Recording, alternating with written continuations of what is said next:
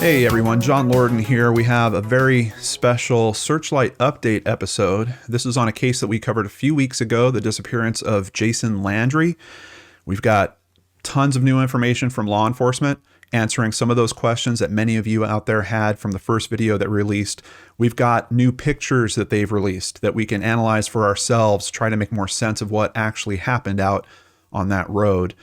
We've got comments and questions from you guys that you posted in the first video. We're going to work those into today's presentation, as well as we interview and get new perspective from a family member working hard to find his son. That is Kent Landry. For this case, I decided that I needed some help. So returning to the channel, I think for the second time, is Ed Dentzel from Unfound. Thank you for the help, Ed. You're welcome. Glad to be here, John. Yeah, I really appreciate the episode of Unfound Now that you had done on this case. Really gave me some good perspective. I was kind of worrying about the path. I mean, when you hear about this case, of course, you're going to look at the travel path. But that explanation about the missed turn was just spot on. And it was such an important component to this. So Ed and I have been working in the background on some cases lately, kind of helping each other out here or there. I thought this would be a good time to bring him on and help with this case, and hopefully help prompt him to share this with the Unfound podcast audience as well. So that's kind of what we're doing here. Ed, can you tell us a little bit about Unfound? I absolutely can. Started Unfound in September of 2016. We are quickly coming up on our 200th episode or disappearance covered, although we have about 230 podcast episodes. They come out every Friday at 2 p.m. Eastern on iTunes, Spotify, Podomatic, and a variety of other, of course, podcast platforms across the United States and the rest of the world. And I could not do the program without my assistants, Emily, Cherie, Carrie, Heather, Eric, and Natasha. And we do a live show on Wednesday nights on the Unfound YouTube channel at 9 p.m. Eastern, where people can join in. It's a little like a potpourri of true crime news and mixed in with pop culture issues. So you can tune in and maybe ask me some questions, but that's what's going on Unfound right now, 4.5 years in. Excellent. Excellent. Thank you so much. And with us now is local pastor at Southminster Presbyterian Church. Also, is it former attorney, active attorney? What's your status in terms of legal work, Kent?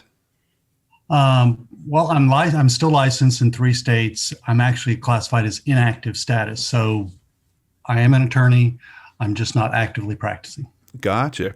That's, I suppose that there was a calling to you to actually make that career change. Yes. Yeah. Yes. Yeah. It's just, it's an interesting kind of factoid in this whole thing. It's not often that you hear about someone coming from your line of work and moving. Yeah. I'm sure you'll have more than a few people saying I went from the dark to the light. Yeah. Be that as it may. Yeah, it's been an unusual journey, certainly. I'm not your typical pastor, certainly. That would be the... Yeah. But it is an important connection. You know, Ed and I both speak with a lot of families that are facing similar situations. One of the frequent tips that I give them is get in touch with the local churches, particularly when they're trying to get help on searches together. Churches are just such a great resource. I mean, you have people with open hearts there. You're able to engage them in terms of fundraising and things like that. I don't think there's much better than you can get with a good church community. Of course, on top of that, especially for you, I've been seeing all the emotional support that you're getting from your church members, and such an important component in cases like this, which is faith, which is holding on to that hope. You know, you're looking for the truth, you're looking for answers, and with what you're facing, I mean, we're over 50 days now. You know, things can sometimes get very dark for people. And if they don't have those resources to kind of keep that energy, keep that light, it can be really, really tough. Do you have any thoughts or perspective on that? You know, I've gotten many 2 a.m. calls. I've dealt with death in many, many ways in both of my chapters of life. But I can say without any doubt, you know, because you always hear that this is the worst thing that can happen to anyone, to have to deal with this for their children. I truly can't imagine, and y'all deal with families all the time. I can't imagine going through this without faith, without knowing that whatever happens, I'm going to see my son again. Yeah. It may be here on earth or it'll be in heaven. But without that certainty, without having God at the center of this, and we have literally, since this began, our church has run a prayer chain. Every 15 minutes, a new person is praying for us. We've had at any one moment, like over 6,000 people praying for us. Prayer and faith are the only thing keeping us going, because as you said, this is over 50 days. I'm not a fool. I can do math. I know that the likely outcomes are dark. But anyway, it's only dark from the perspective of the here and now. No matter what happens, I'm going to spend all eternity with Jason. So not that anyone would ever expect this, but in terms of the getting through it, that's the only thing. I truly can't. I cannot even begin to fathom what it would be like for a family to go through this, and all the emotions and the ups and the downs without faith. I truly can't. And I'd encourage any family, if you're watching this and you're going through the same thing and you don't have anyone to talk to, feel free to call me. Feel free to contact a local church or pastor, because you need that help. You can't get through this one on your own. You need a community of people to support you. And that's what's happening in our life every day, every hour. Yeah. Someone's praying for us. Yeah, it is. You're touching on such an important point. And Ed, I think you could probably speak to this too. Talk about putting a team together, how important that is. Yeah. Regarding Jason's disappearance and organizing searches, going to church, I think that's a spectacular idea, because one of the issues that I know in those disappearances where searches needed to be done, sometimes searches, there's nowhere to search. You just don't know. There's not enough facts. But for those disappearances where you have a pretty good idea where the disappearance happened, a lot of families do have problems getting a group together. Sometimes it's just 5 or 6 of them out there. Yeah. And of course, that's not going to be good enough. It's good that they're out there. They have to do it. But that's going to take probably some luck. If a person is out there that remains out there with 5 or 6 people not even knowing which direction a person went, it's just probably going to just be luck if remains are found. So yes, it's good that families have a place to go where other people just won't be there because they're quite required to be there, but they want to be there because they share the same faith, same ideology, same values, same integrity. That helps a lot with searches. Absolutely. Yeah. Now, Kent, I know watching and looking through the media and the posts that you have put out, some obvious frustrations that you had with major media. And I think that was one comment in particular, but I can ask you now, was there other things about the major media coverage that you were upset about, or was it particularly the bag full of drugs comment? I think certainly particularly the bag full of drugs. Media is, they're doing things for their purposes. It's not necessarily your purposes. They're useful, they're helpful. Some, I can just tell you in terms of the interviews and the people I met, some are absolutely caring and absolutely genuine. Mm-hmm. And some don't give a flying flip about you or the case, and you can tell. Yeah. And, for that, I'm like, I would say for anyone in that, if you have a little bit of awareness, have a little bit of compassion. If you can't understand what a parent or a family member is potentially going through at a time like this, you're probably not in the right profession. But be that as it may, certainly the great annoyance, and we all make mistakes, so I try to be pretty forgiving, but that one egregious one you can say anything you want about me. That's okay. Yeah. But, don't say that about my children or my family. We're going to have an issue. Yeah. Was that something that they just pulled out of thin air, or was that them misconstruing something you said? How do you look back on that now? As I understand it, the way this came about is the station in Austin did a Freedom of Information request for any documents from the Highway Patrol. They took what is not even the normal evidence sheet. I'm sure y'all know exactly how those work. And normally when you take something actually into evidence, you categorize it, you quantify it, you identify it clearly. All there was a backpack with narcotics. That's it. And somehow in their mind that translated into a backpack filled with narcotics, which it's, when you say a backpack's filled with narcotics, supposition, and then it just really took a very abrupt turn. And surprisingly later, I guess 2 days ago, for the first time, someone from that station called to apologize. Wow. So I take that as at least someone had a functioning brain. Yeah. But I wasn't going to talk to them until they did, because that's not good. That's not good journalism.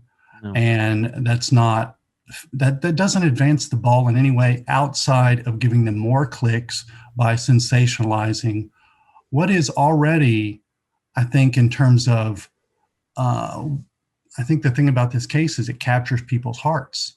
For anyone who is a parent, particularly I think of a child who's maybe driving, anyone over the age of 16, this captures our heart because this is all of our worst nightmare. We all live this the minute, Johnny or Susie walks out the door and we can't protect them anymore. All any parent can do is hope and pray that things go well, that nothing bad happens.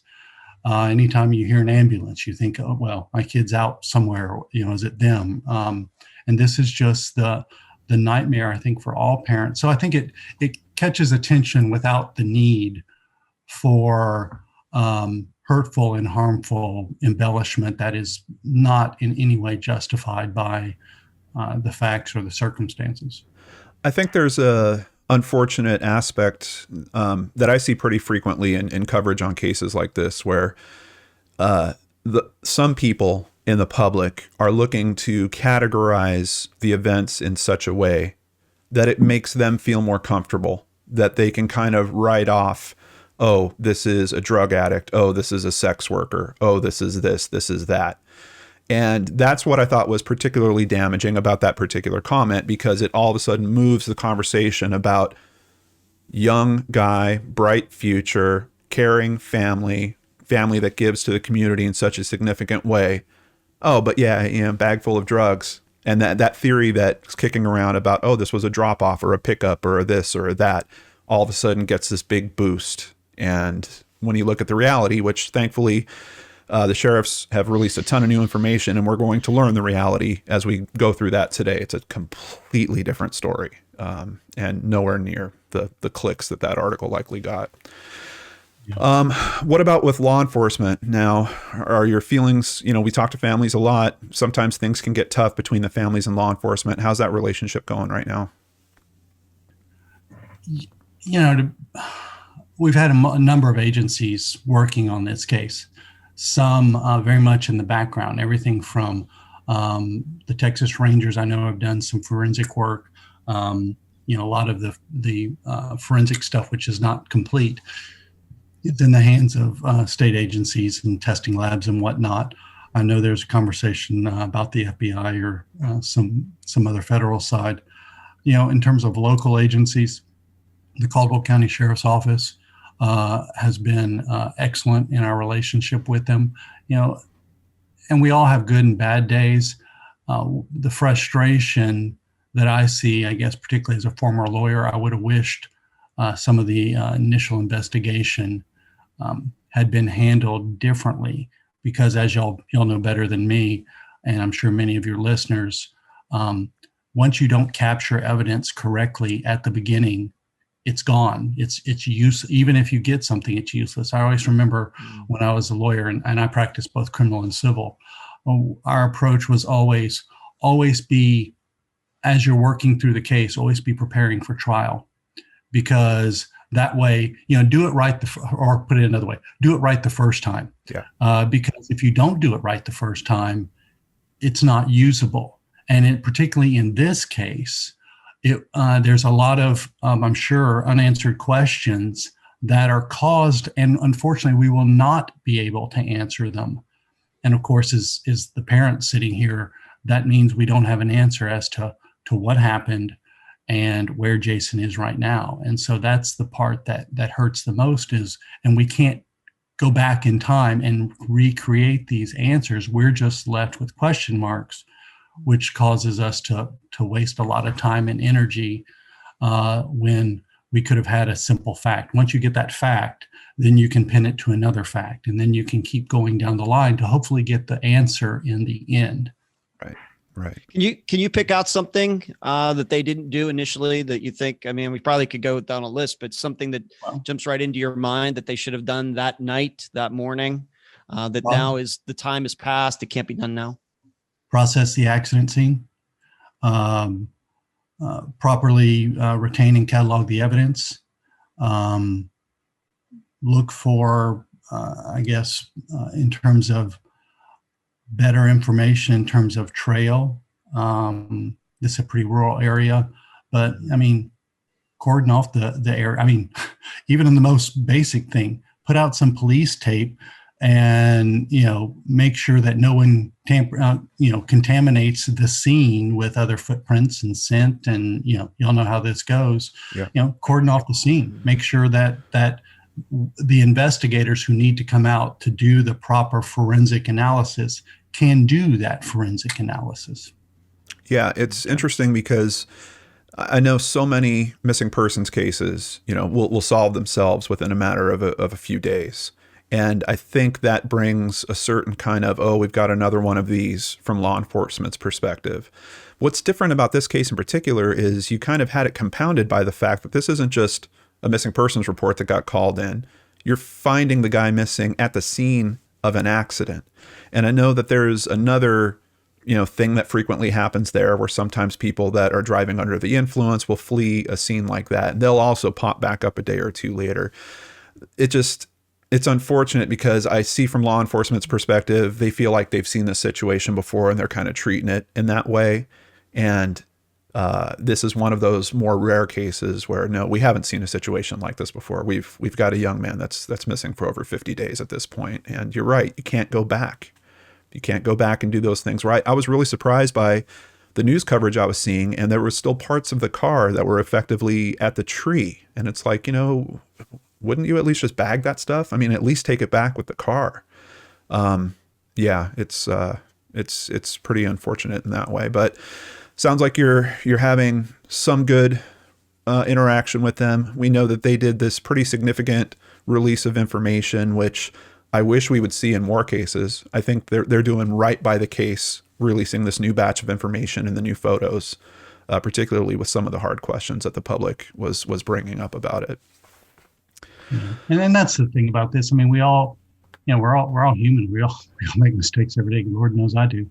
But the part of this aspect is just the frustration. Once it's messed up, you can never get it back. But law enforcement, I would say in general, they try their best. They do their best, or their mistakes certainly.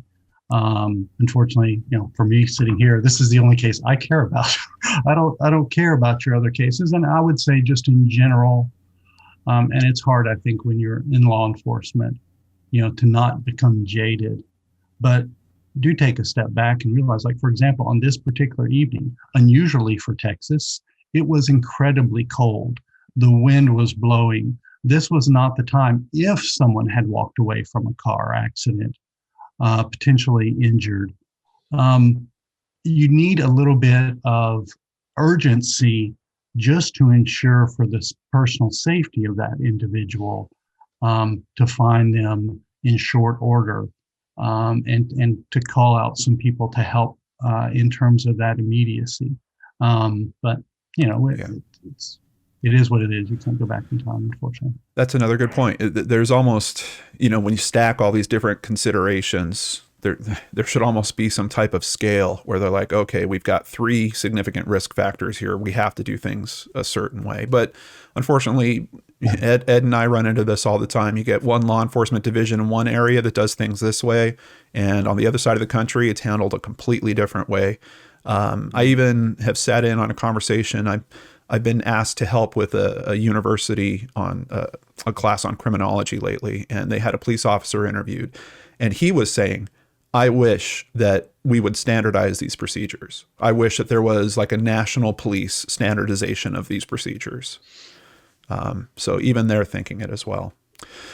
Yeah, we've had issues on Unfound where a person will live in one city, they'll disappear in another city, and the 2 police departments will play hot potato on which one is going to take the missing persons case. They don't want it. They want, well, there's no proof that the person was in our city, so we'll send it to where he lived, and they'll say, no, the car was found over here. You need to take it. And neither of them want to do it. Nobody's stepping up to take it. They're both looking to avoid responsibility. It happens all the time on the program. Yeah. We have a comment from a viewer on the first video that I released, Allison Tinglove. She says, as a Texas State student, I wish my university was doing more to bring this case to light. Besides our independent newspaper, the university has not said almost anything about the case. Such a shame. Once a bobcat, always a bobcat. Do you have any insight? Has the university reached out at all? Not to us personally. I know that they had, particularly in that first week when they were doing all the searching, I remember seeing a Texas State University police car there that would come by and check on things and then leave. But as far as I know, in terms of the administration or whatnot, no, we've had 0 contact. I would just think I've had plenty of contact from families, yeah. Because there's many of us who have children that go to Texas State. It's a large school. A lot of us live in Houston, the largest city in Texas. So, there's more than a few thousand kids driving literally that same route. And so I think and we have heard from many of them, just, because it does, the thing about this case is it captures you. I don't care what state you're in. There's many a college student coming home for Christmas. Yeah. And when you hear child coming home from Christmas from college and doesn't make it home, as a parent, it's like you stop and you listen and you wonder. Yeah. You're hitting on a point I actually wanted to raise. I know a lot of people in the web sleuths community were kind of confused by some comments that your wife Lisa had made in one of her early interviews about the case. Were you expecting him to actually come home that day? Not that particular day. He hadn't told us yet. So Jason had just finished finals. And I know that, and I would say the same, I did the same, and other of my kids in college, sometimes you go directly home immediately after a final. Sometimes you take a day or so, maybe hang out with some friends or do something. He was still in that phase. So he was coming home. As to which day it was, we didn't care. One of the particulars that maybe kind of really truly answers the question, his big sister, who's married, lives in Chicago. She was coming home for Christmas. And so both the brothers, frankly, both of whom are in college, my 2 boys, were waiting till their sister came home. Okay. To be there for when their sister comes home for the whole family. Until then, we were just mom and dad at home waiting for the kids. So, that was true for both the boys. And I don't care, I just want you, when Christmas hadn't started for our family yet, for me as a working pastor, Christmas is a busy season. So, we told the kids, hey, just, come home when you're done with finals. Christmas starts when the whole family's together, and we weren't there yet. So, so is that the family structure? A sister, 2 boys? Yes. Yeah. Okay. And how are they dealing with all this right now?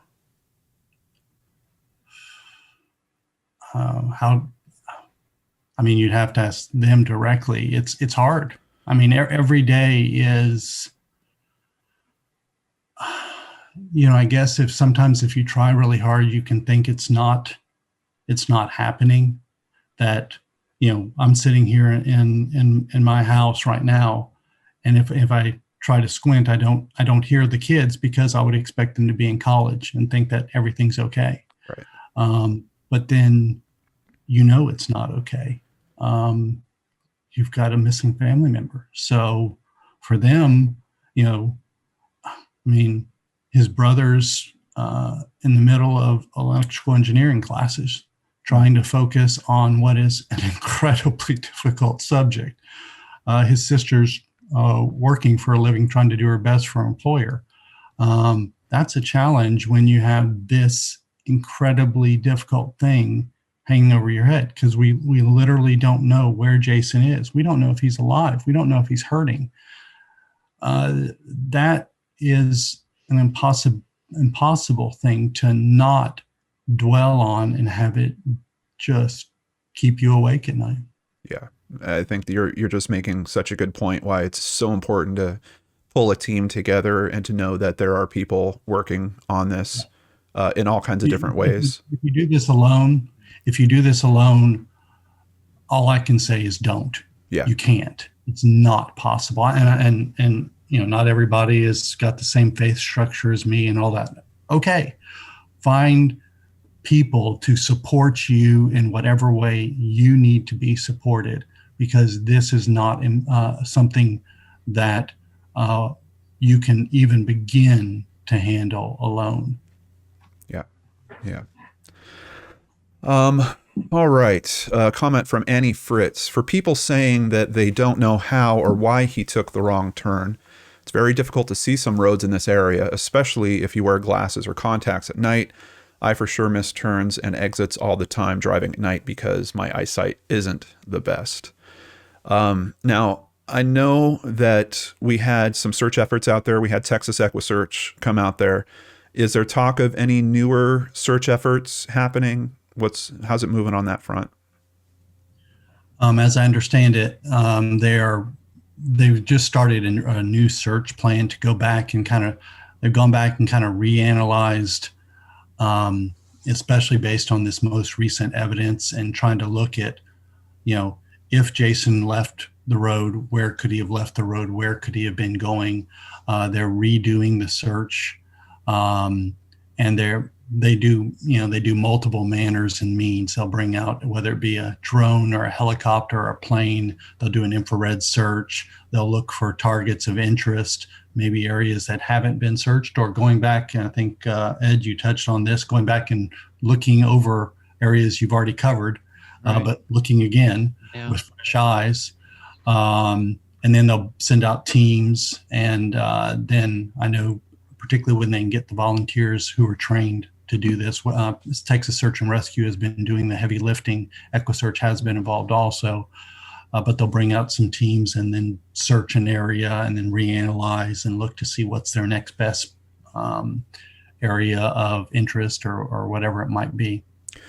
Do you know what the statistics were for those first searches? Not necessarily maybe airplane. Of course, you could cover many, many square miles, but actually people walking on the ground. How many people involved?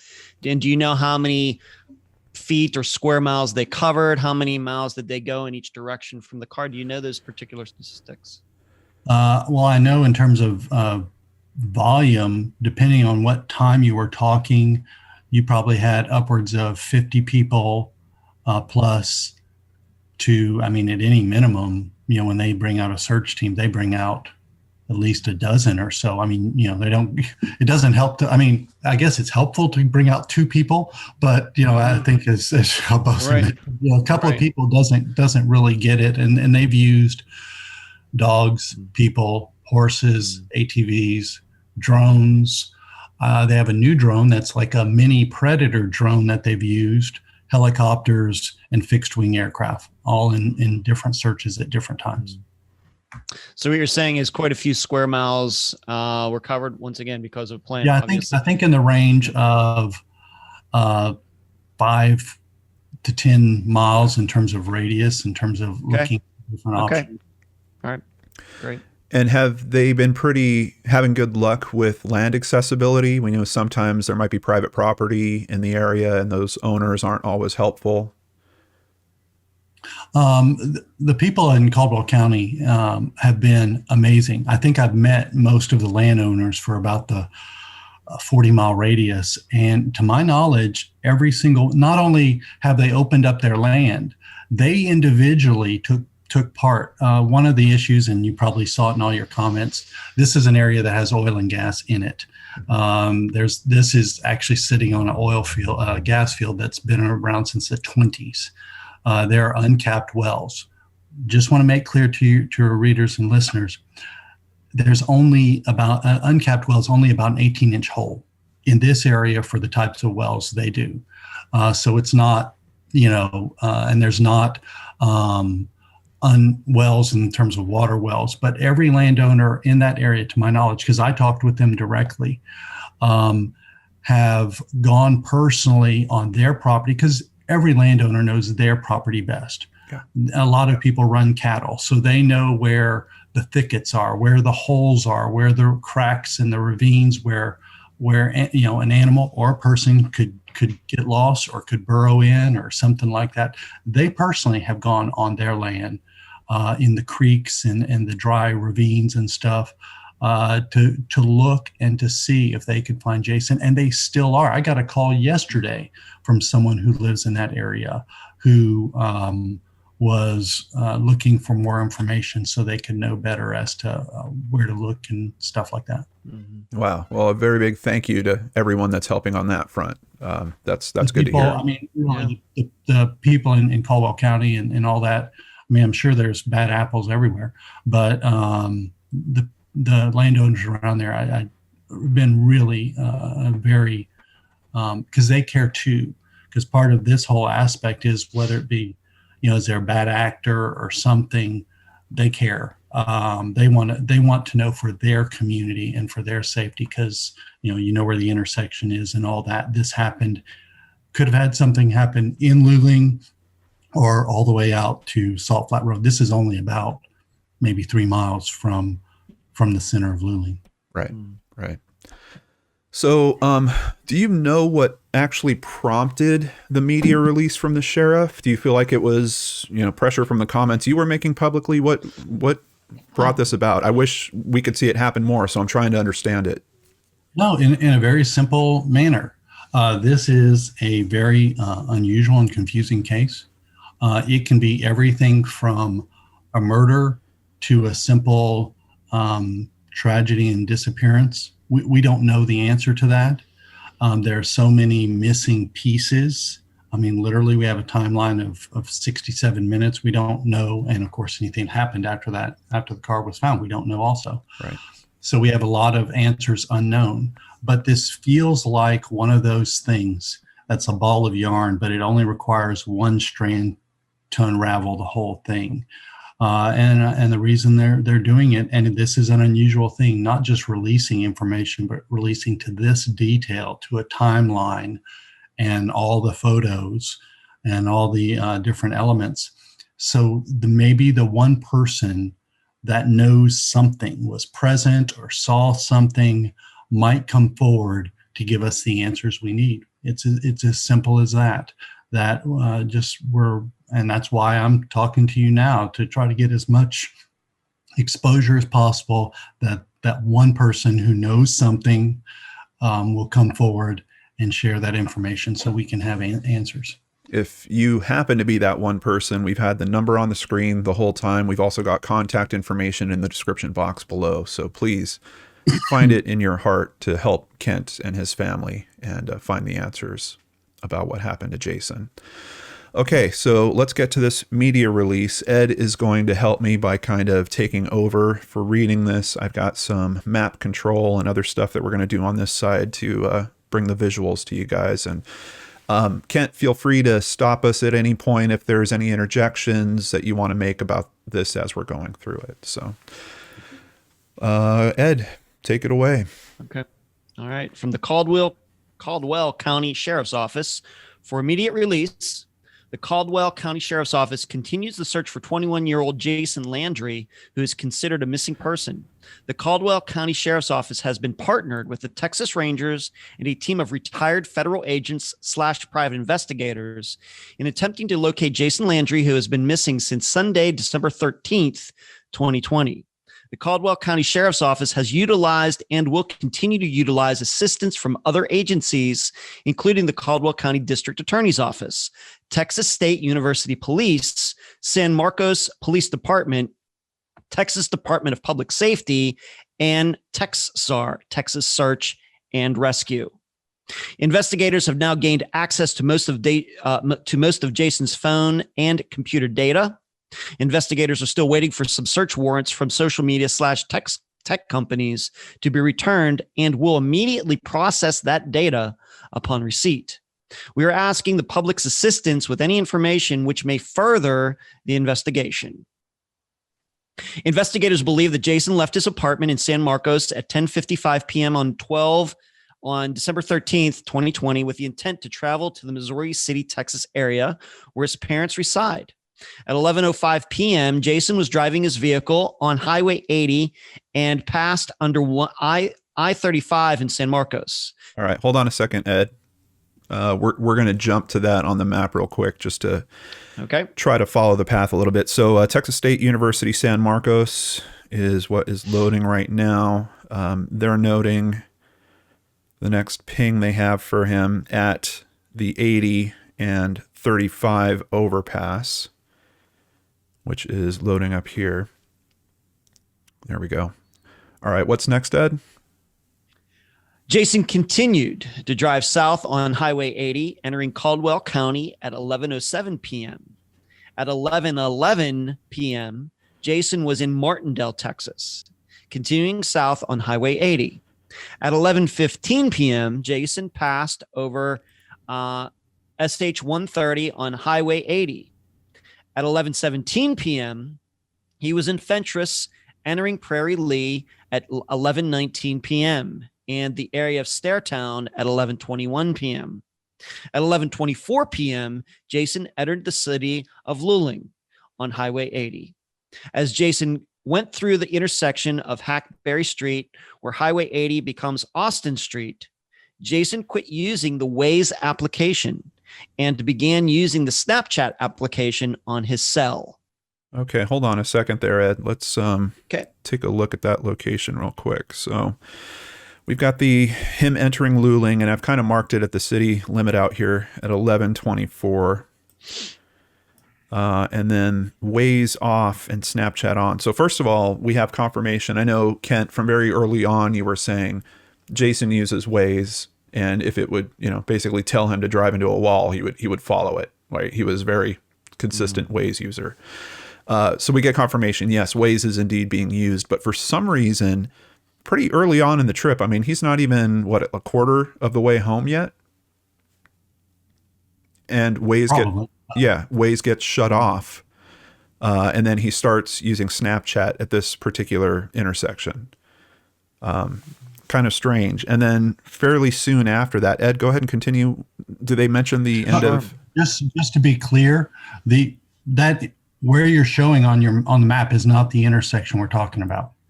Okay. Scroll up to your left. Let's see, doesn't look like, where's Austin Street, where it comes into where you would turn by the First Baptist Church?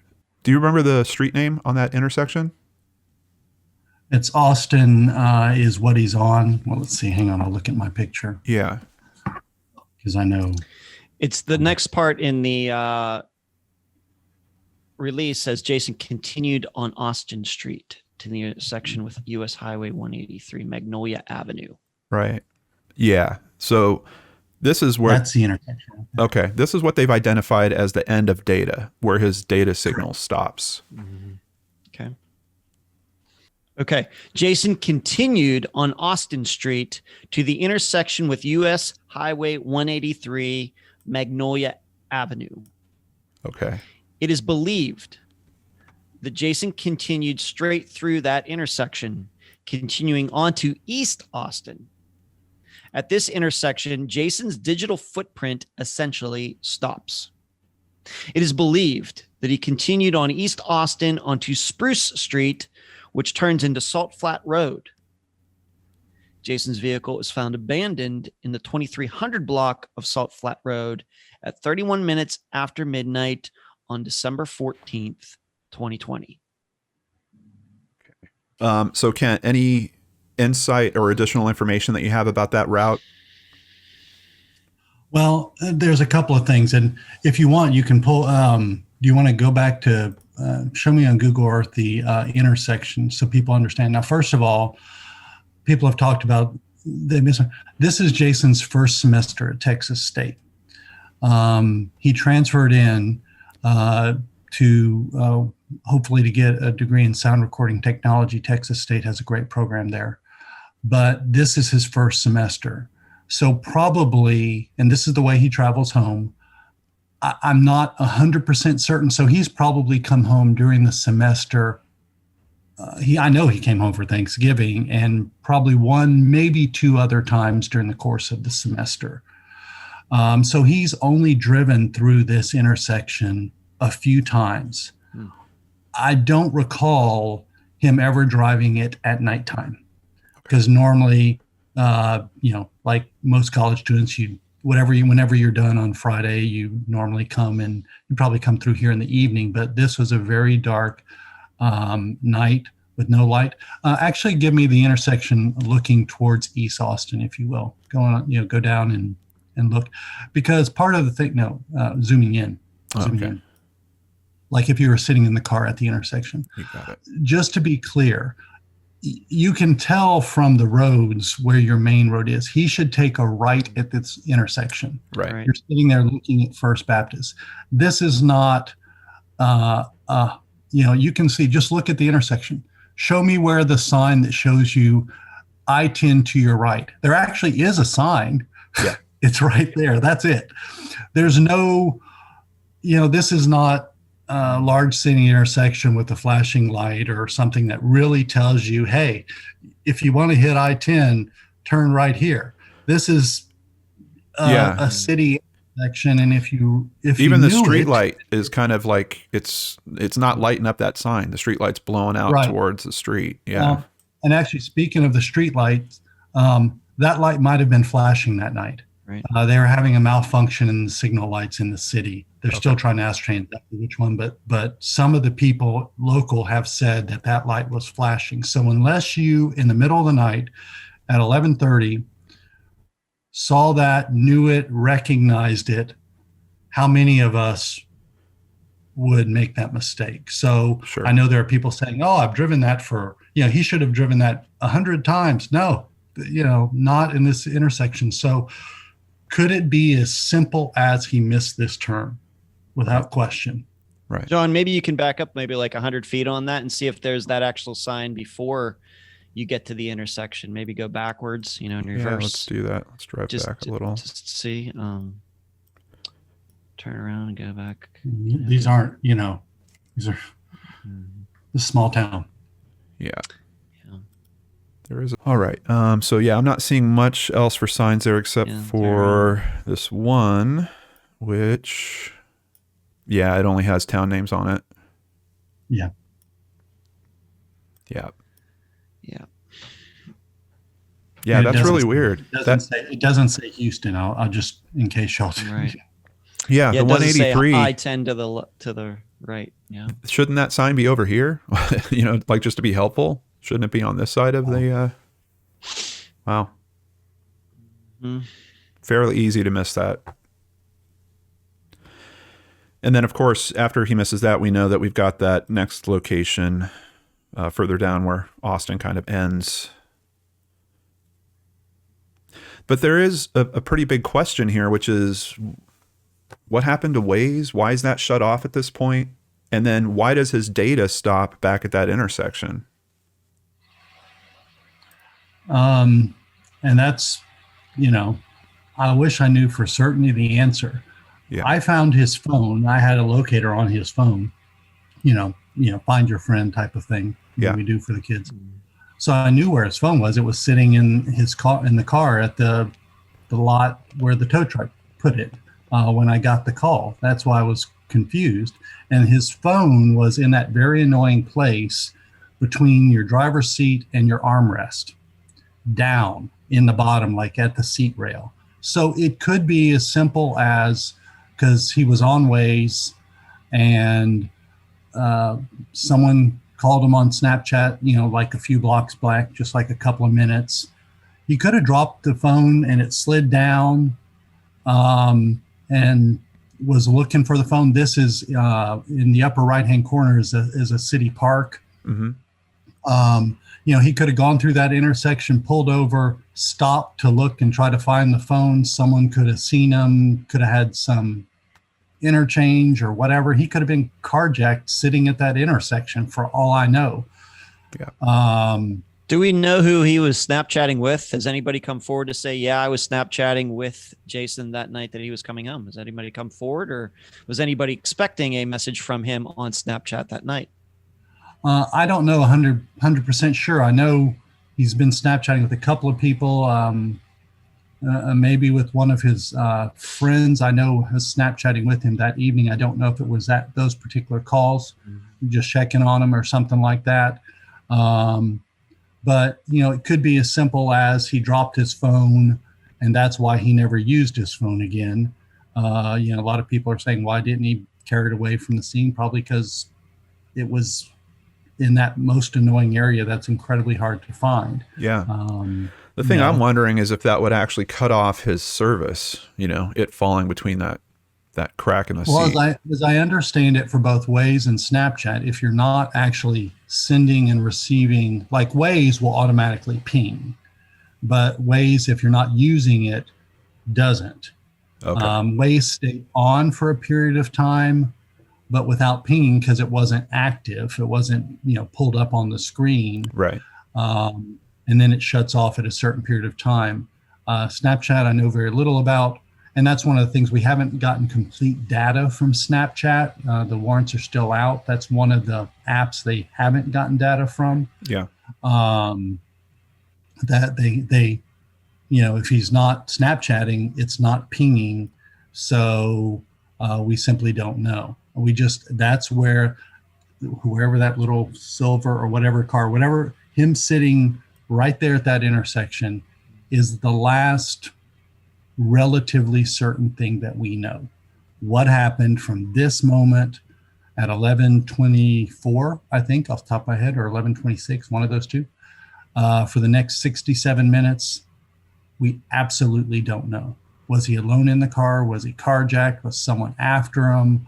Did he drive around wandering? And that's kind of the frustration is, well, why didn't he just pull over and find his phone and turn Waze on and say, oh, idiot, turn around, take a right turn, get back on your map. I don't know. Yeah.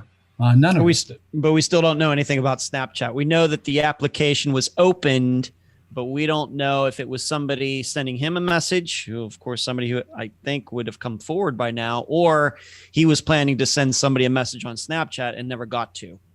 Certainly. And that's, Okay. And I would say if there's one thing for any parent who has a child and who has a cell phone, work out a deal with them. Because I wish this were true. Because when we got the phone, I had the phone literally within hours of this accident.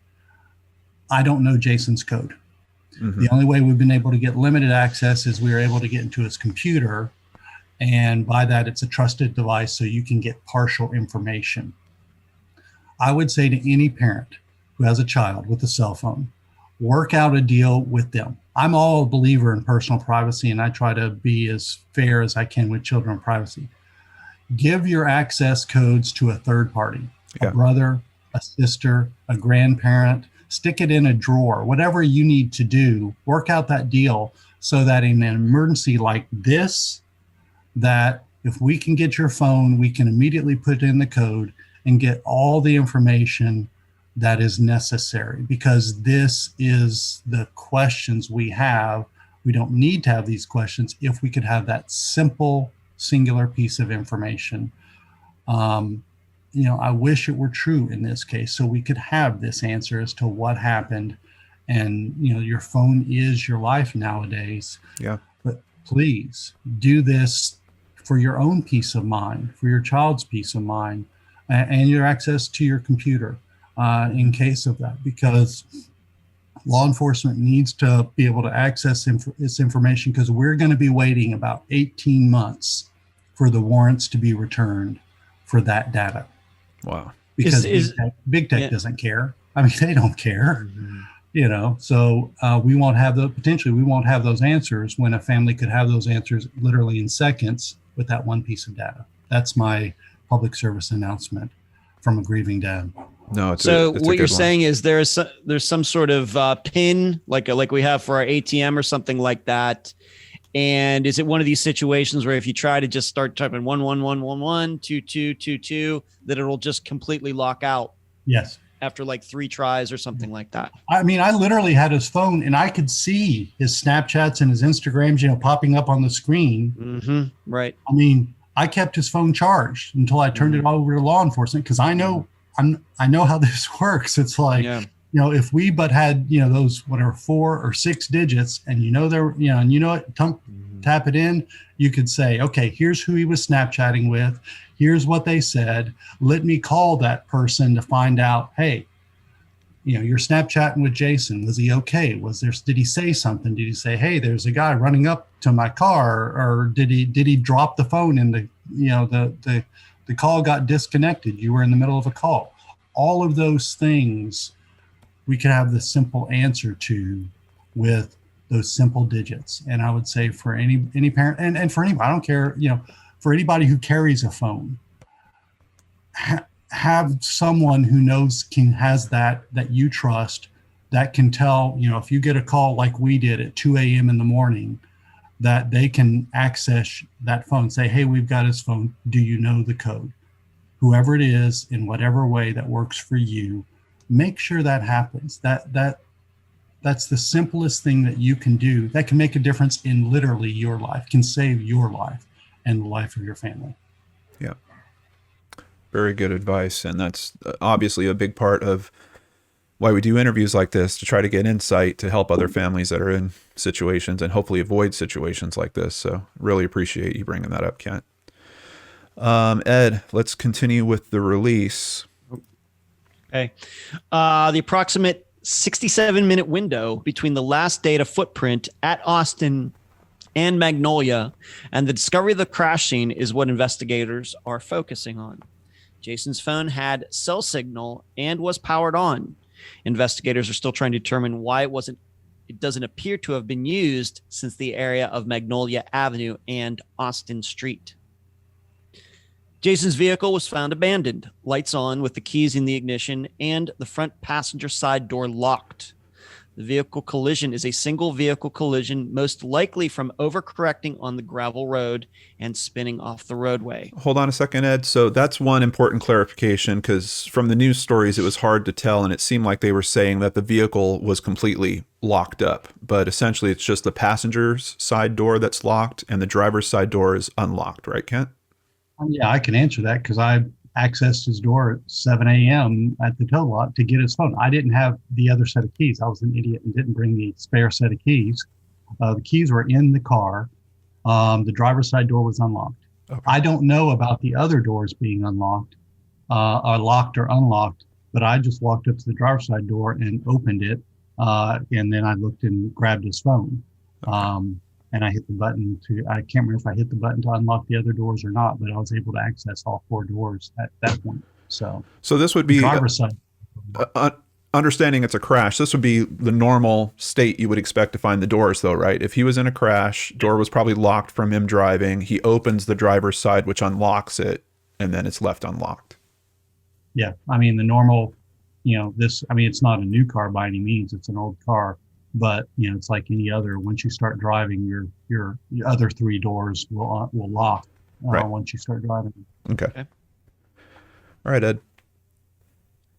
The rear driver's side corner made initial contact with a tree on the east side of the roadway, propelling the front driver's side into another tree and barbed wire fence.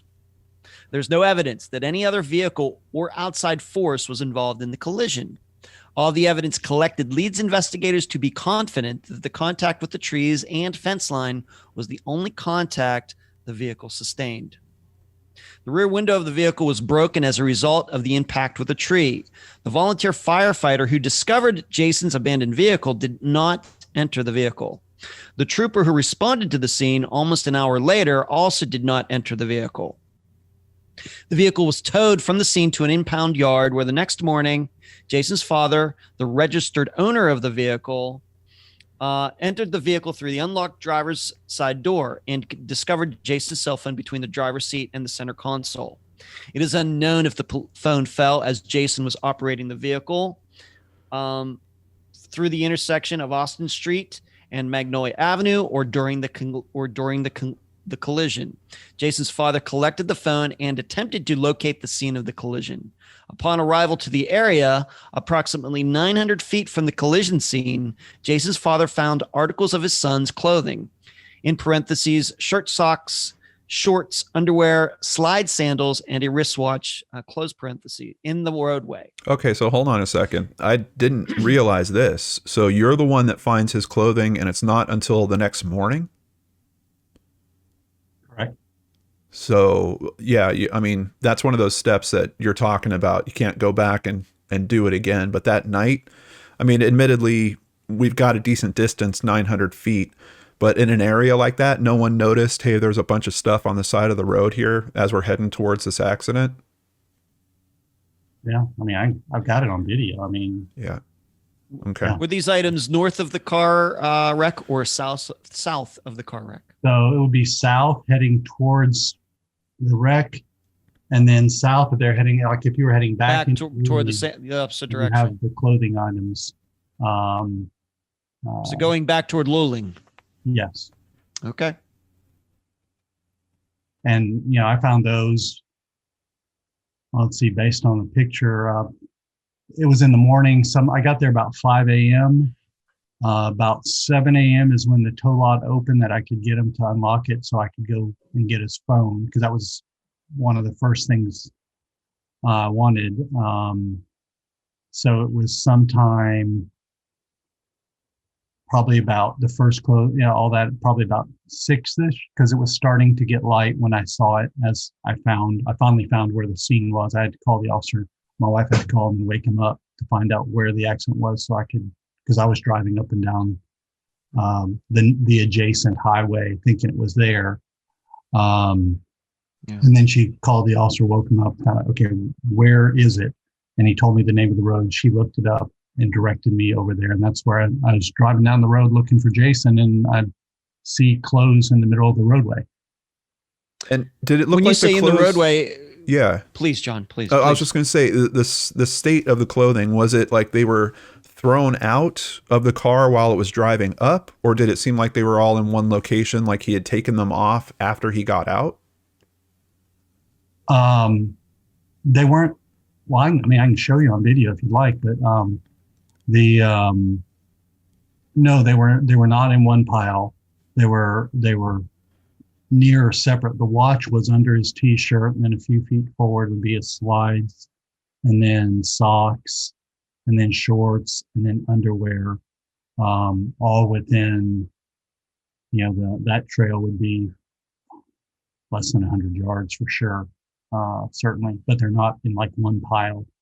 I mean, it could be everything from, you know, and I wasn't sure. I mean, did he shove because his backpack was pretty much almost full with his PlayStation and his headphones and all his gaming gear. Right. He had a poultry bag and his fish, his little betta fish in the plastic glass that he travels with it in. So he could have shoved clothes right in the top, or those probably were the clothes he was wearing, which then is one of the abnormal things on this. It's like, why would you take your clothes off when it's 30 degrees and windy? So we don't know for sure if those were the clothes he was wearing. Not 100%. I know based on, like, if you look at the picture of Jason right in my bottom left, that was taken right before he came home. That reddish shirt appears to be the shirt he was wearing. I mean, he was wearing it in the video. Could he have changed clothes? Could he, after the accident, could he put on heavier clothes if he had it with him? Hypothetically, yes, that's possible. Now, if I were to do that, I would put it over my t-shirt instead of taking my t-shirt and my shorts off. But, hypothetically, is it possible? Yes. And was the hat found?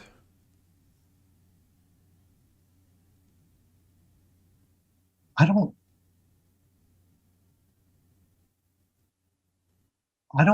know. I don't think I saw it or found it. Okay. I never found the backpack. The officer picked up the backpack and he had that with him. So maybe he picked up the baseball cap, but I did not. Okay. So when you say in the roadway, does that mean if another car had been going down that road that they would have run over those things? Yeah. I mean, you say the PlayStation in the backpack's right in the road. So once again, if another car came along, they would have had to have gone around it. Otherwise they would have just hit it and destroyed, I guess, a PlayStation or whatever else. Yes. I mean, and I don't know, did they release any images that showed where it was? But it was in the road. So if there's a car, that's the accident. I took that picture.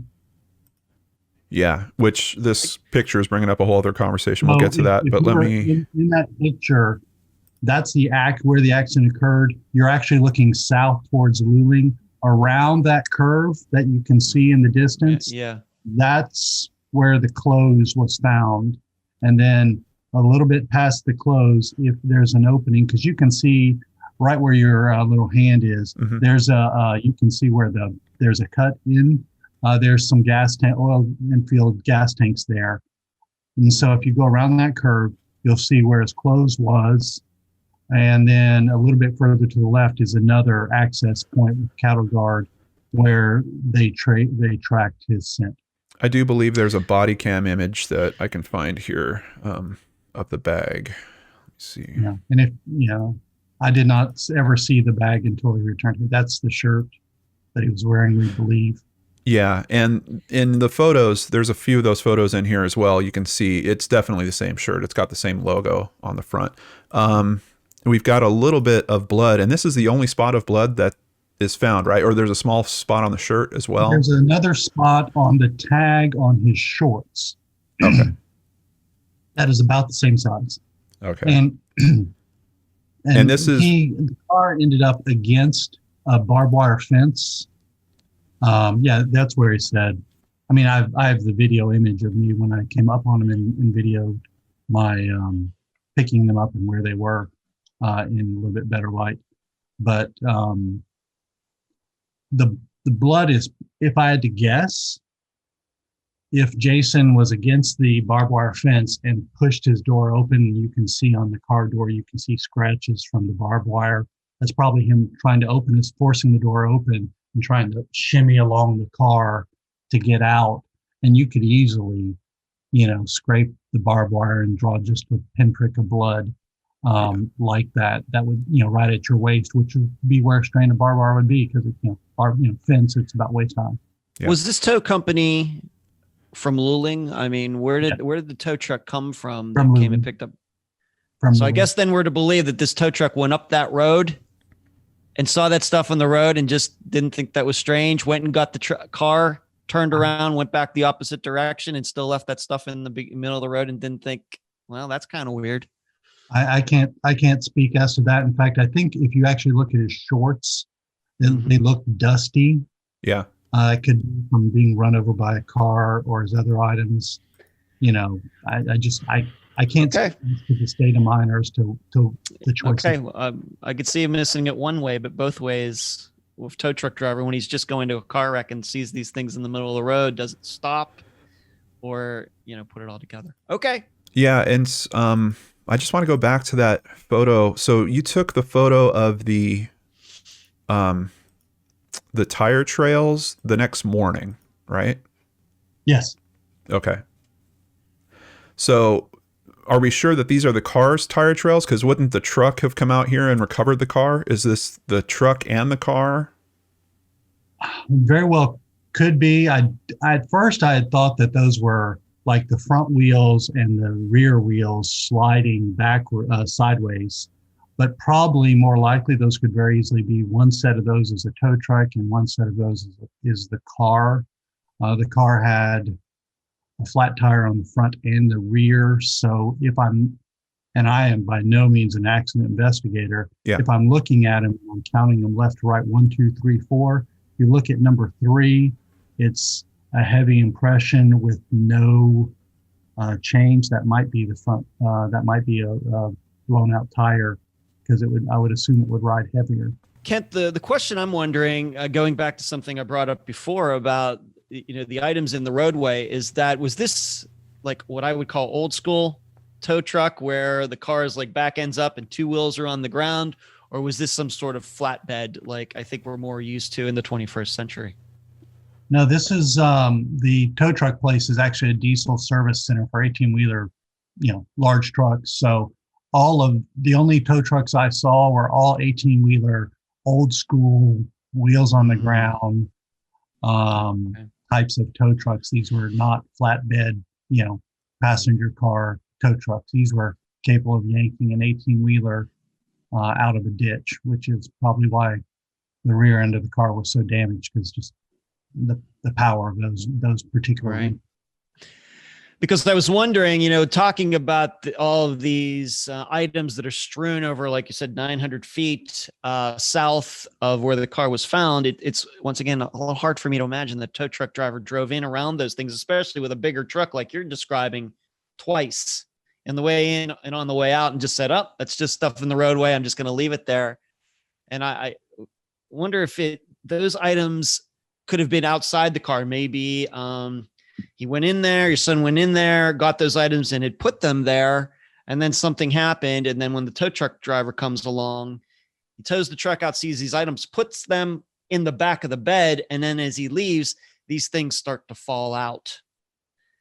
I'm trying to find a theory here that gets around the idea that he just drove around all those items and didn't give a dang about them. I guess that's what I'm trying to do. Thinking about that, I'd say 2 things. Number 1, that would change the entire kind of conjecture. Number 2, I don't know if the tow truck driver has been interviewed, but I'm going to send an email to the investigating officer to check. Okay. It is possible there was a flatbed trailer that I just hadn't seen. Whenever I've been there, I just haven't seen that particular tow truck, and maybe they have one. Okay. I know it's a vehicle service center, so I'm sure they don't have. The ones I saw were the 18-wheelers. The thing that would militate against it is the clothes. His watch was actually lying flat, like by flat, I mean like flat, like that, as if placed there, as if placed there over it. If it blew out, I would expect it to be, elsewhere. So, but that would be. I would sleep better at night knowing that meant. I don't know. Yeah. It's the clothes. Why would my son take his clothes off outside of a head injury or something else? That's the part that hurts. Yeah, I'm curious about this photo. Obviously, this photo has created the most conversation. There's a lot of people that are saying this is 2 vehicles. This shows that someone was chasing him. But considering the timing of this photo being the next morning, knowing that the truck had already been there, removed his vehicle. I'm also not an accident investigator, but these tracks, I'm not convinced that they're a vehicle sliding. Like the tire path looks pretty straightforward on them to me.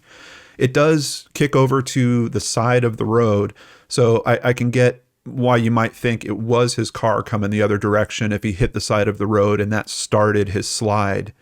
But also his vehicle winds up, the back looks like it takes most of the force. And I don't know that I'm seeing enough of a turn if this is one vehicle that's laying out these tracks.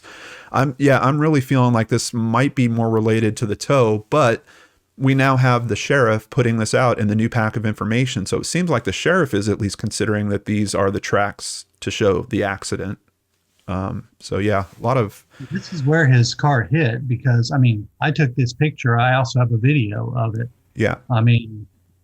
This area is rural. I can tell you in the time I was driving down Salt Flat Road, 3 miles, this was at 5 a.m, that same time.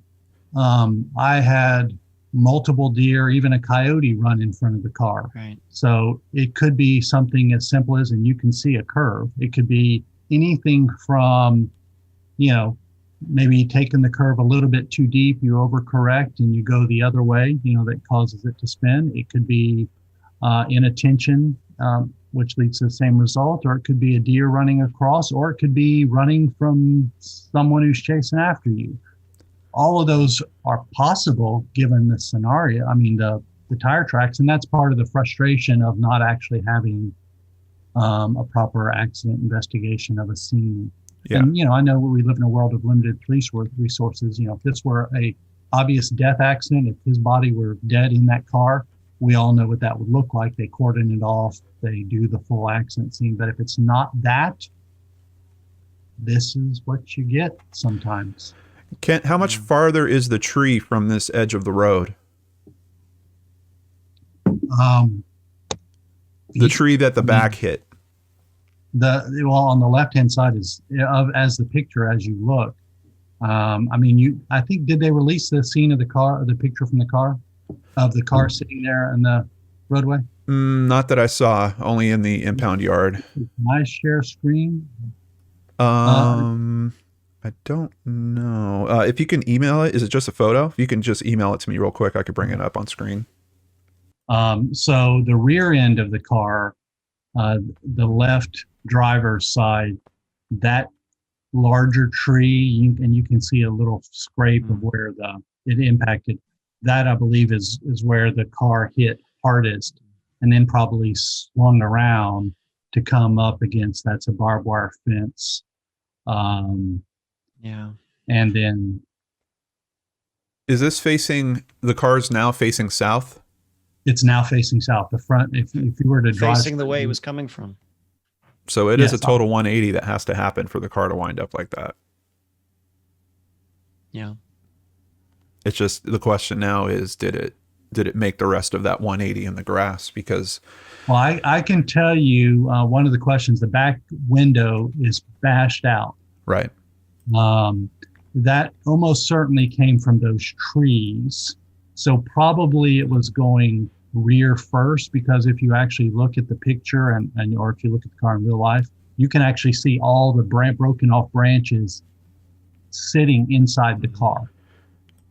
So probably it was going rear end, and those trees have overhanging limbs that intruded, broke the window, broke off, and then the car hits that tree and then slings sideways. So, and that's part of the mechanism potentially of injury, is that with that slinging and hard impact, kind of side rear, he could have very easily hit his head on the pillar and have a concussion or worse, or the window. Yeah, either one. Yeah, that's the abrupt stop. Yeah, makes me think. I think it was Ed, Liam Neeson's wife, Natasha Richardson. Yep, yeah, I talk about that situation often. She got hurt skiing. She thought she was fine, and 3 hours later, she was in a coma and died. Probably had at least a concussion. Yeah, certainly was in shock. Yep. But you can see the car's rear end being relatively intact, and of course, the picture that you just show looks quite different, and that is where it hit the tree, and you saw the wood and all that. Yeah, thank you for sending us that.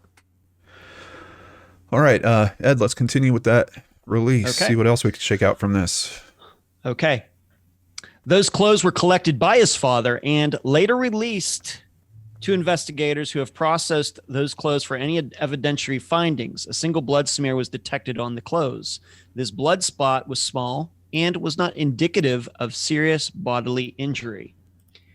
It is possible that an injury causing the blood spot occurred as Jason was exiting the vehicle and came into contact with a barbed wire fence or foliage. Upon a review of the trooper's body and dash cameras from initial response to the crash scene, investigators know that approximately 900 feet from the collision scene, the following articles belonging to Jason were discovered in the roadway: a backpack, a ball cap, a plastic bag of personal toiletries, and a tumbler with a deceased betta fish in it. So they did note the ball cap there.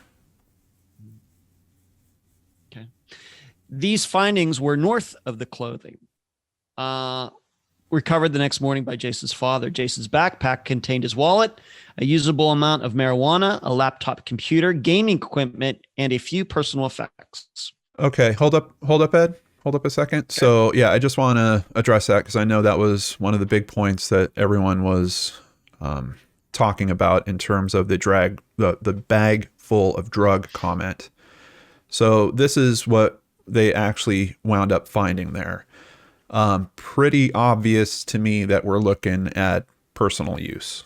This is an amount for personal use. You know, that theory that this is some type of major drug run that he was on, or he was meeting up with someone. I don't know. We've got a handful of joints here.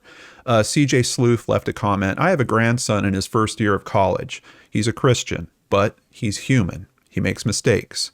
Please, if you have a heart at all, don't degrade Jason. He sounds like a fine young man trying to get an education and spend time with family and friends, praying for a good result, also praying the family get information. Ken, I just wanted to give you a moment. Did you have any comments about this aspect of it? You know, I'm no saint. I'm no prude. If there's any time in life where we all should have the opportunity to make stupid mistakes, try things, think stupid ideas, and learn from them and grow up, it's college. Yeah. I'm sorry. I don't know the percentage of how many college students experiment with marijuana, but at least from my personal experience as a college student, it's a high percentage. Do we learn from that? Do we grow? Do we mature? Yes. I'm no one to throw a rock into a glass house. You know, does it hurt me as dad to know that my son uses marijuana? Yes. Do I hope that after 21, he would grow up and grow out of it like the overwhelming majority of adults do? Yes, and I would expect that to happen. You know, frankly, given COVID, given the statistics, given what I know, basically, here's the deal. You go to a new college campus with great hope and great excitement for hope, finally, that you're given the chance to do and to grow and everything, you know, you're on the way to wherever you hope. The entire campus gets shut down. You don't even get to go to class. You don't get to meet anyone. Nothing like that is happening. You're stuck literally in a single room apartment for months at a time, multiple COVID lockdowns. Would it not be rational to think that any college student might smoke a few joints? I'm sorry. Yeah. Yes. Does it hurt me to know that? Yes. I wish it were not true, but it's understandable. Yeah. And that's the part that I guess the people who are making these, what I find to be hurtful, and you know, that's the whole thing with the radio station, you know, the TV station making this some huge thing. I mean, like one of the theories floating around that Jason was a drug mule and carrying drugs in his car. And I was involved because the next morning I went and removed all those drugs. Oh. So I've been called a lot of things. I've never been called a drug dealer before. It is part of this case, but it's not the important part. It's not the part that matters. I would just put this down to, do most college students experiment with marijuana? My son's like most college students. He's no better or no worse. Have a little bit of grace and just a little bit of sense, and let's focus on what's important. Yeah. And this is not important. Yeah. Yeah. The only other question I have about it is, and we're not hearing this from law enforcement, and I don't know if you have more insight into this, was there any evidence found that he was actually smoking while he was driving? I don't know.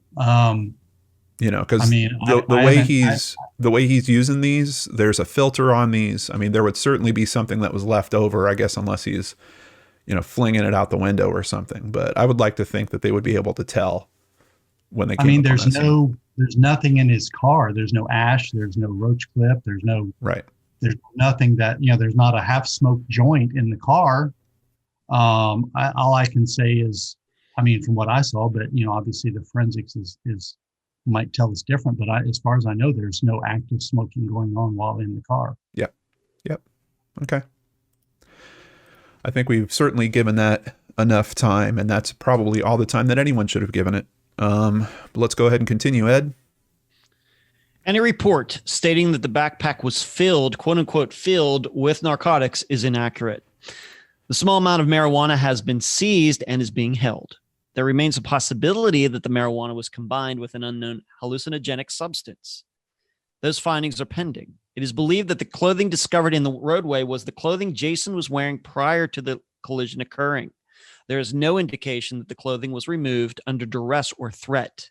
There was cold weather during the time Jason is believed to have gone missing, with a low temperature being recorded around 36 degrees Fahrenheit with a high of 43 degrees Fahrenheit. On Monday, Jason's father received the backpack from DPS, in parentheses, without the seized marijuana, and released the phone to DPS troopers when efforts began to access the device and data. DPS continued being lead on the search and initial investigative efforts until Friday, December 18th, 2020, when the Caldwell County Sheriff's Office assumed lead. This office has been working with various outside agencies and organizations since assuming lead investigative responsibility.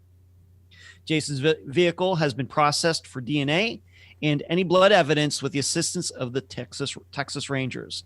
There was no evidence of blood inside the vehicle. Kent, on that DNA testing, do we know what items they're testing for DNA in the car specifically? I do not know. Okay. Yeah, I was just curious about that because I mean, obviously, we don't have a lot of blood based on the images that we're seeing of his clothing. We've got really small drops, and now they're saying that basically we're not finding significant amounts of blood in the car. So I was just curious about what they were testing for DNA, but I guess it could be touch. I'm not sure. All right, Ed. There's no evidence that Jason was traveling to meet with or had communicated intent to meet with anyone in or around Luling. Jason's father, mother, and family members have been extremely helpful to investigators.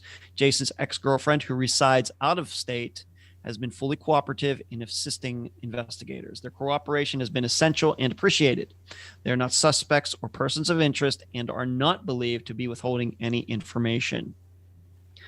The Caldwell County Sheriff's Office will continue to utilize all available methods, techniques, and resources to obtain information that will assist us in locating Jason. At this time, there's no evidence that an unknown person of interest is involved in this incident, and investigators believe that there is no threat to our community. Investigators believe that this is an isolated event. The Sheriff's Office and investigators will continue to aggressively seek out evidence in this missing person incident. The Sheriff's Office will continue to work with Texas Search and Rescue and other search organizations in an effort to discover any evidence of Jason's location, and additional searches are being planned and organized. Investigators at the Sheriff's Office do not specialize in search and rescue and defer to the subject matter experts and specialists in these endeavors. Investigators have reviewed hundreds of hours of video from cameras in and around Luling, none of which have produced any evidentiary findings. Members of the public who have game cameras on private property or private surveillance video from the area are encouraged to review that as soon as possible. You may contact our office for assistance in reviewing video if needed. Please review the most current missing person flyer with an updated picture showing Jason within an hour of him going missing. All right, Ed. I think we're good to finish it off there. And okay. Let me bring up some of those new photos here. Just curious, do they know why the beta fish was dead? Well, if the glass is on its side, that's a tumbler with a lid with a has a closable straw hole, and Jason always brings his beta with him when he travels. If he's coming home, he's not gonna leave his beta fish for a month. So that's what he travels with it. I don't know why he says it's dead. But if it's on its side and the lid is open, if the water drained out, then the fish would die. Okay. I know later what had happened is the trooper had put it along the side of the road, and one of the searchers' trucks ran over it. So, Oh, poor goodness. Sparky is dead. Okay. Let's see here.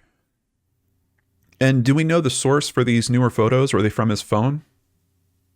Yes, as I understand, those are either Instagram, Snapchat with one of his friends whom he was talking with right before he's leaving as he was packing up.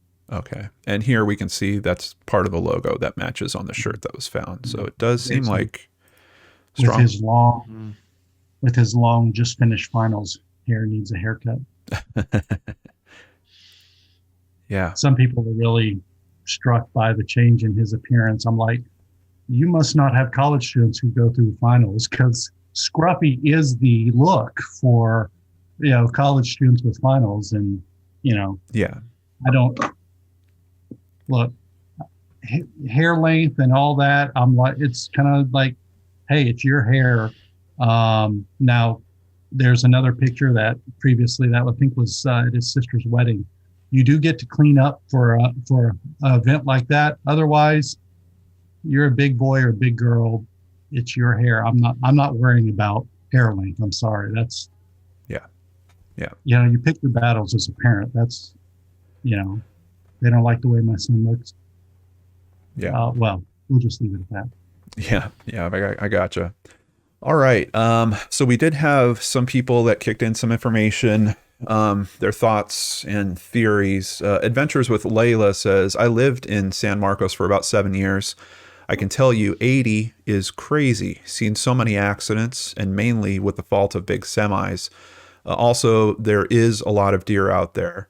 Could have tried to avoid hitting it and lost control. And I think that's still a theory that's on the table, right, Kent? That this was, yeah. Okay. Lane Tanner. Go ahead. This is country. I mean, Luling, this is oil field land and ranches, and a lot of, there's barbed wire on either side, but the deer have paths they go through. And like I said, that night I was there, I had deer run across my path more than once, maybe 3 times on that road, even a coyote, which surprised the heck out of me, a coyote. Yeah. But yeah, that easily could happen. It easily could just be you go too far over the shoulder, you overcorrect, certainly. Or it could be something more nefarious. Yeah. Lane Tanner comments, I own 10 acres, about 6 or 7 miles from the wreck. It can get a little sketchy out there sometimes. In 2020, 2 teenagers driving an ATV in rural Luling were shot and killed by a man who said he thought they were aliens trying to kill him. Lots of meth out there, is what Lane states. I was also contacted by someone stating that they had worked in law enforcement in the area for many years. His main concern was something that you've actually brought up a few times in today's talk, a possible carjacking. He said, quote, lots of craziness out there, and many patrol officers would tell you Sunday nights are the worst. Now, I know on the information I'm seeing locally for where I live, carjacking is on the rise. Also nationally, we're seeing stats, particularly since the pandemic has started. It has doubled in Chicago. It's climbed 90% in New Orleans, 41% increase in Minneapolis. Is carjacking something that you're talking to the investigators about? Are you hearing about that as a possibility from them? I mean, anything's possible. Like I said before, what we think we know, to feel at least some reasonable certainty, he was sitting at that light. What happened for the next 67 minutes? No one can reasonably, could he have been carjacked at that intersection? Could he have dropped his phone and do what I would hope he would do, pull over, look for his phone, and then maybe someone was at the park. Maybe something happened there. Who knows? I mean, I think that's more likely that something happened with someone in town, and then he would just, why would he be down that road? Well, if any of us, if we're scared and someone's coming after us, we just haul rear as any direction possible. Right. Could he have driven up on someone doing a meth deal or something, a group out in the middle of nowhere doing some drug transfer or something? That's the drug part that's more likely than anything about him being a drug mule. That's the part that's possible. Likely nothing makes sense, but something happened in that time, because he would not normally, by any means, go there. I mean, my son's not stupid. If he missed the turn, normal brain functioning anybody, if you hit dirt road, you're not on the way to I-10. I can guarantee you that. Right. So he's not a fool. He's not going to drive 3 miles for no reason, in a way he's never been. So what caused him to do that? Was he driving the car? Some people have said he was, carjacked and was no longer in the car, and someone trashed it there 3 miles away. It's more likely that happened than he gets carjacked sitting in his apartment complex in San Marcos. Why in the world would you drive over 30 miles to Luling to dump a car? You can dump a car anywhere along Highway 80. You saw the satellite imagery. You wouldn't do that. But could he be carjacked in Luling or somewhere right there? Possibly. Now, about the clothes and all that, I don't know, but all of it hurts my heart. I can guarantee you that. Yeah. And of course, we have many viewers that are concerned about a head injury and what that might do to him, and how he might respond to that, which, especially talking about the clothes, I mean, I think is a very serious consideration in all this as well. Well, that is all the new information. If you know anything about Jason Landry's whereabouts, please call the Caldwell County Sheriff's Office at 512-398-6777. You can also email Detective Jeff Ferry at jeff.ferry@co.caldwell.tx.us. Kent, are there any events coming up or other ways that the community can help support you in your search for Jason?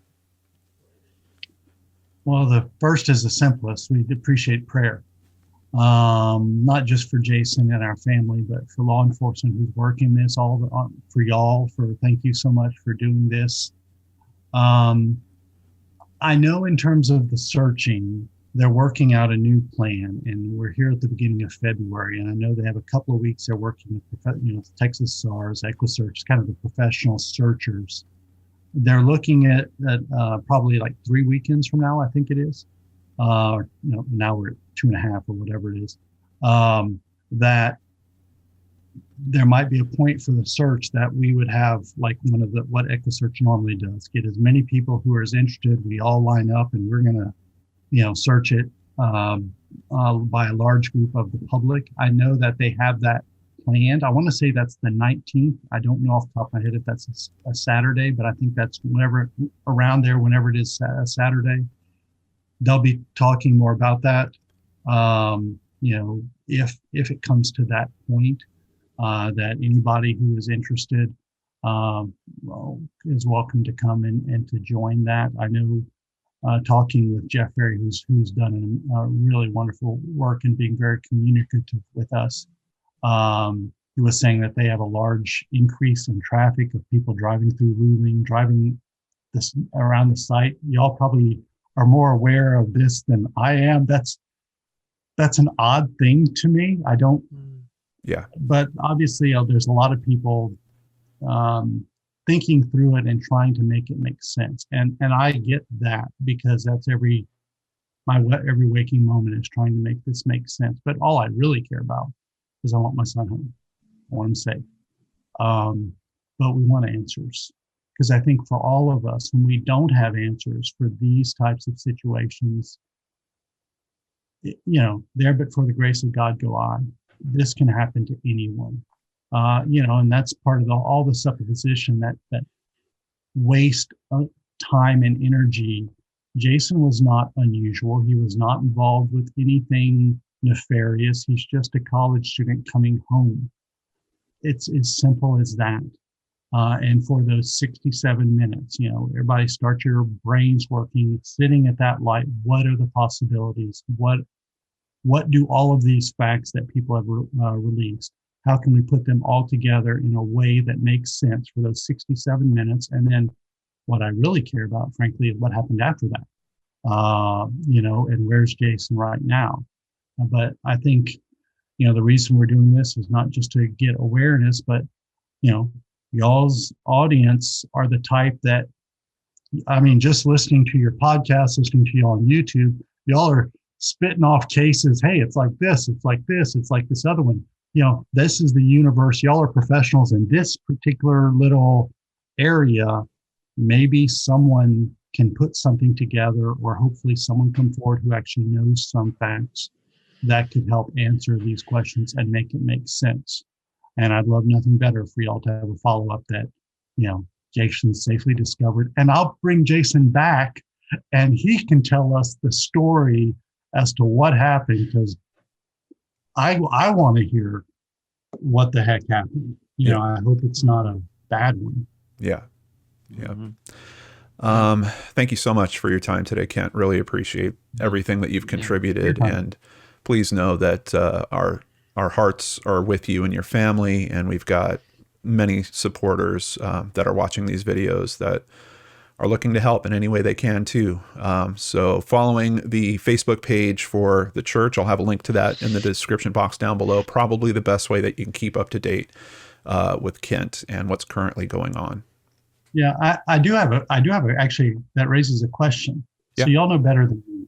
I'm not a Facebook person or all that kind of stuff, but would it help to start a separate Facebook page that just is about this?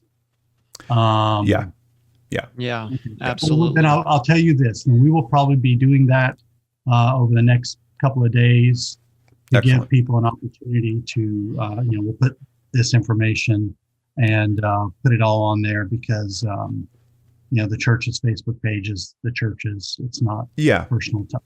Yeah, absolutely. And it is a good thing to do. I've got a bunch of information and tips and stuff that I can send you. I've put a whole page together to try to help people in this situation. So I'll get that your way. And I'll send the name of the page or whatever, so y'all can edit that in, and that would be great for both of us. Thank you. Absolutely. Yeah. Whenever we get that information, it will be updated in the description box below. So if you guys are watching this a few days down the road, check out that description box. That new link should be there. Ed, did you have some insight on that, on the Facebook page? Oh yeah, you absolutely got to do it. I know that most of the disappearances we cover on Unfound do have Facebook pages, but once in a while we do run across one that doesn't. And I can tell you that there are many people out there in the public who care about these disappearances, who have experience setting these Facebook pages up for people like yourself. So they could probably, some people in my audience and John's audience could certainly give you a lot of good tips on how to post, what to post, and how frequently to post on there, even if there's not any new information. A lot of people are very knowledgeable in that area. Absolutely. Yeah. Thank you. All right. Big thank you to Ed Dentzel for helping me out today. Ed, once again, where can people find your work? You can go to theunfoundpodcast.com. My assistant, Natasha, puts a lot of information about disappearances that we've covered and will be covering on there. Once again, theunfoundpodcast.com. Just talking about Facebook, we have the Facebook page and the discussion group, the private discussion group, which has around 8,000 people in it. And once again, the episodes come out every Friday at 2 p.m. Eastern on all the popular podcasting applications, Spotify, iTunes, Podomatic, etc. And Kent, it's a pleasure getting to meet you. I didn't know that we would have an opportunity to do this. It's all thanks to John. This is happening. When I talked about your son's disappearance earlier this month, I didn't know that was going to happen. So I'm happy to meet you and get to talk to you. I hope, I can continue to help you in any way that I can. All right. And of course, big thank you to everyone that's watching today. And I'm going to ask that you please share this. We really want to keep the awareness raised, particularly if you have friends, family, social media contacts in Texas. Please share this video with them. A big thank you to new patron Aaron Ruth, and I also want to thank Seema Ramji, Oscar Moreno, and Eric Church for increasing their pledges. If you'd like to support the channel, please visit lordandarts.com, where you can sign up for PayPal, Patreon, or buy merchandise. All of it helps keep me here trying to help families in these very tough situations, just like the one that Kent has been laying out for us today. Once again, our hearts, our minds, our eyes are open, looking for Jason, and I really appreciate you helping me with that. Take care, everyone. I'll see you again here on the Lord and Arts channel.